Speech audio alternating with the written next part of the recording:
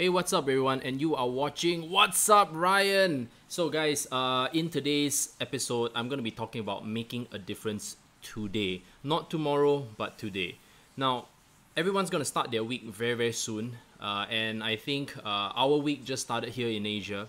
And I told myself that I got to start thinking about ways to start making a difference in other people's lives more so than ever. And I really thank you so much for the comments that you all gave me for yesterday's episode. I think it really means so much, especially those who have been consuming my content quietly and just watching it and never ever making a single comment. And it means a lot that you are putting yourself out there and just acknowledging and letting me know that what I'm doing makes a difference, and I really want to thank you for that. Now, the thing about making a difference is something that I kind of learned along the way.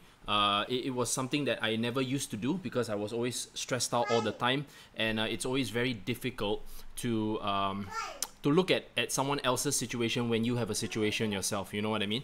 And I realized that there are people who it's not even about the money. It's just about humans in general. And everyone tends to only focus on their own situation. And I completely get that, because day in, day out, when we wake up, we go to work, we get ready, we go to work, we get our job done, have a little bit of pantry talk, chat a little bit, and then after that we are back home. Our lives seem so mundane, so boring, so uninteresting. But is that really true? Or is it for the fact that we kind of conform to thinking that our role, our job, our life is such? But in actual fact, when you kind of look around, all right, and especially if you have the opportunity to travel a little bit more, you realize that you have so much more than what you think you have. And that is something that I started to realize when I started traveling more. And I realized that how blessed I was having the situation that I had, despite the fact that I didn't appreciate it. And this kind of boils down to being in a country where things are moving so fast all the time.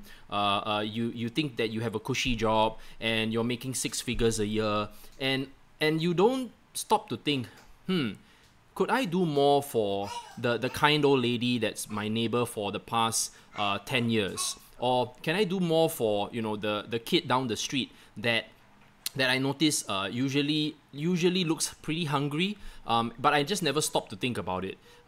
Could I do more for this person or my colleague, knowing that she has a kid that needs some help with English work, mathematics or something like that, and I'm good in English or mathematics. You know what I'm saying?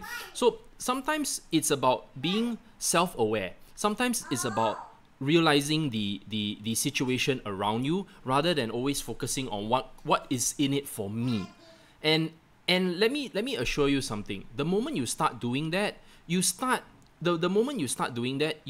thinking about how am I going to help these people on a regular basis. And this is something that may or may not appeal to you, but trust me when I say this, helping someone else makes you feel real good all the time. Okay, I don't know how to explain this, but it does. It's not about feeling guilty or not thinking about someone else. It's just great to always help someone else, because after a while you ask yourself, I've already bought what I wanted to buy. I've already done what I wanted to do. I'm financially in a place that I'm comfortable. What else can I do for someone else? So that is why, in this episode, I want to really strictly talk about this. And, give me another 10 minutes, because this is something that we don't think about too often. And sometimes we don't watch content that is related to this kind of stuff. So, for example, Singapore is near the Philippines. Singapore is near Vietnam. Singapore is near Cambodia, Indonesia. And sometimes bad stuff does happen. And we all know that. I know at the end of the day there are slums in these countries, and the slums are really bad. And I took the opportunity to at least kind of look at the situation. These people have very little, okay? And you don't have to really look too far. I know for a fact that there are a lot of homeless people in every country, Okay, it just depends on how the government kind of hides these people away and chase them away, and it was kind of sad. It was very heartbreaking. Hello Corey, hello Rocksteady, nice to meet you guys. So to me, I'm thinking, I'm not asking you to go and give money to these people, but I'm thinking, how can we reach out to these people? You know, it's so difficult because these people don't have they don't have a mobile phone. All right, they don't have the money to even pay for any internet or whatever. They're just living day to day on the scraps that people throw away. And it really breaks my heart because I know for a fact that even if I do give them money or if I give them food, I think that's okay. But how can I do something sustainable? You know what I mean? How can I do something sustainable that I can get this person off their feet? And that was why I told myself I had to do a business, or at least I need to learn how to start a business. Because if I don't learn how to start a business, right, I would never know how to help people. How can I employ someone if I'm the only person in my company? You know what I mean? And I've always been saying I want to make a difference. I want to make a difference, but I keep only saying I want to make a difference, but I don't know how. And it kind of got me thinking, okay, obviously you can do donations. Obviously you can go and help out using your effort. It doesn't always have to be about money, true. But I've always been someone who always thought about the bigger picture. That if I wanted to help people, right, I have to create something that is sustainable. And the main important thing is obviously you have to help yourself financially first before you can go out there and start making a difference in other people's lives. So that is my story. That's my reasoning. But for yourself, maybe for example, you have a skill set. Like say for example, you're great at music, you're great at graphics design, you're great at cooking. You know, all these life skills, right? You never know how important it could be to someone else, especially if they've got really nothing to look forward to. Sometimes, you know, it may be dangerous, or it may seem dangerous to start talking to these people. But when I watch some of the documentaries, right, they are actually just looking for help. But they know that no one else wants to give them a chance. No matter how hard they try, no one wants to give them an opportunity because they're either deemed as an alcoholic, a druggie, you know, or just plain, just dirty, and they just look foul. And can you really blame them? Because they have nowhere else to go. And this is something that I was so shocked that, you know, in the US, it's actually very prevalent. Even in the UK, it's very prevalent. And everywhere around the world, to be honest, it's just a matter of where are you in terms of your social status. And sometimes we don't use our social status for the right things. And this is something that is very heartbreaking. And I didn't come from a very well-to-do family. My grandparents, right, they lived in one of the poorest areas in Singapore, right? And we didn't have enough growing up. We didn't have a lot growing up at that time. My father's side was still okay, right? But my mom's side was bad. You know, it was just bad. But you know what? I didn't really care too much about the situation then because I was just a kid. I was happy with just bread and eggs, right? It was just very simple. The fact that I had bread and eggs was already a blessing. So you see, but there are people who don't even have a chance to eat. There are kids out there that don't get to eat every day and they're rummaging through the rubbish. So sometimes, right, it's more of having a certain perspective and being more sensitive to your surroundings. And at the same time, if you know that there's a friend in need, right, try to really be a friend and start asking them how's their day, you know, how can you help them? You know what I mean? Now, it's always very sensitive when it comes down to money, you know, and then after that, when you open your mouth, you're worried that this person doesn't have the financial capability of even paying you back. Now, let me tell you something from real life experiences. If this person, you look at the person, and if money can solve the problem, help the person solve the problem. And if it is in your capability to do so, don't expect a return. Okay? I know it sounds really strange, but trust me when I say this, don't expect the person to return you the money. But pass the person enough money that you can help him get going, help him or her get going. You get what I'm saying? Don't expect that he's going to return you. Don't expect, hey, if I pass you this amount of cash, are you going to return it to me? immediately in your head, I'm telling you from personal experience, don't expect a return.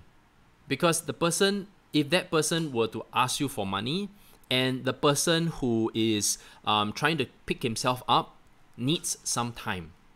And if that person really has true self-integrity and has a principle behind lending the money from, borrowing the money from you, and you're gonna lend the person the money, don't expect a return, because it was not meant to be. You're not gonna make any money from it.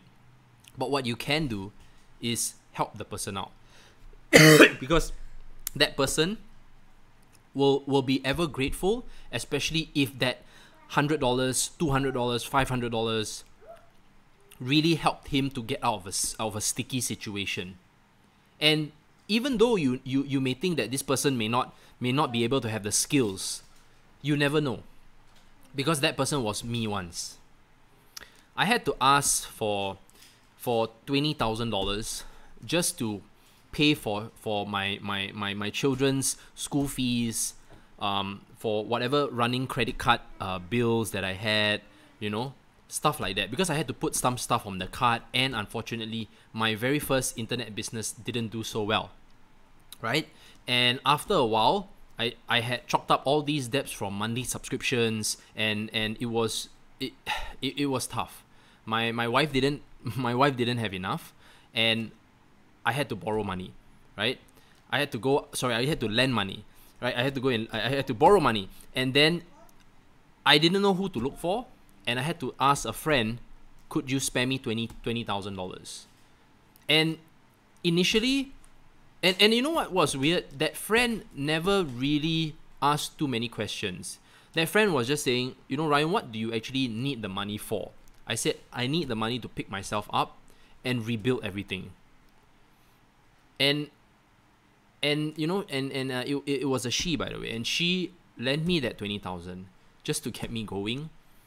And because she did that for me, I was able to pull myself up and rebuild everything, and I returned her the money in 11 months, not even. And I told her that give me 2 years, but she said, you know what? As long as you commit to returning it to me, I'm fine. And like I said, it's really one of those things that kind of helped me out. And I've always been someone who has high integrity, and obviously being an Asian in Singapore, it's very difficult to have a story like that, to kind of come clean about that. And especially being an ex-banker and everything like that, yes, people do run out of money, guys. Especially when you are out doing your own business, when you have a family to feed. It's not like I'm one person. And yeah, it was tough. It was very, very tough. But because of that one act that person did for me, I turned my life around. So perhaps you could do kind of the same in your own little way. And I hope sincerely that this message goes across to as many people as possible, And if you felt that this video is going to be able to kind of give you a new insight, a new perspective, good job. That is the whole idea, So that's all I wanted to say. Thank you so much for watching, guys. See you in the next live stream.